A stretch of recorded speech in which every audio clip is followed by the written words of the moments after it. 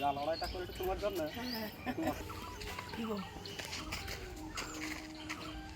ভোটে তো দিতে হবে। হ্যাঁ কেন? আচ্ছা আচ্ছা চলে যাও, যাও তো। নাচতে ভালো।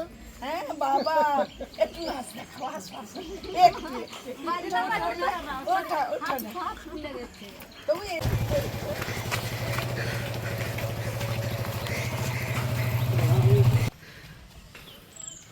না, এটা আমার কাছে কোনো অভিনব নয়, এরা সবাই জানে আমি এখানে নার্সারি স্কুলের ম্যাডাম এবং ওষুধ দোকান ছিল। বিগত দিনে দিদির প্রচারে বলুন, এখানে কোনো অসুবিধা হলে, এখানে জলের পাইপ টাইপ কোনো খারাপ হলে আমি কিন্তু সাইকেলে চড়ে চড়েই এদের কাছে আসতাম।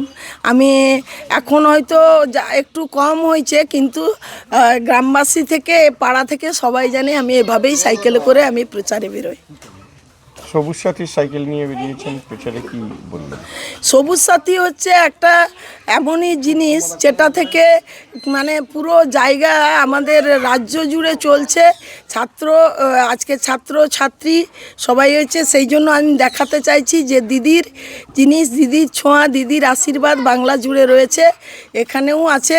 সেই জন্য আজকে এই সাইকেলে করেই আমি বেরাচ্ছি, যে যাতে মানুষ বুঝতে পারে যে মাননীয় মুখ্যমন্ত্রী আমাদের কতখানি হৃদয় জুড়ে রয়েছেন।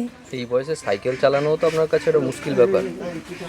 মনে যদি একটা প্রেরণা থাকে, একটা উদ্দীপনা থাকে, বয়সটা কোনো ফ্যাক্টর না। রাস্তা দিয়ে দেখবেন অনেকেই আছে যে বৃদ্ধ 85 বছরেরও বা অনেকে মেয়েও রয়েছে যারা সাইকেলে করে জীবন জীবিকা নির্বাহ করে।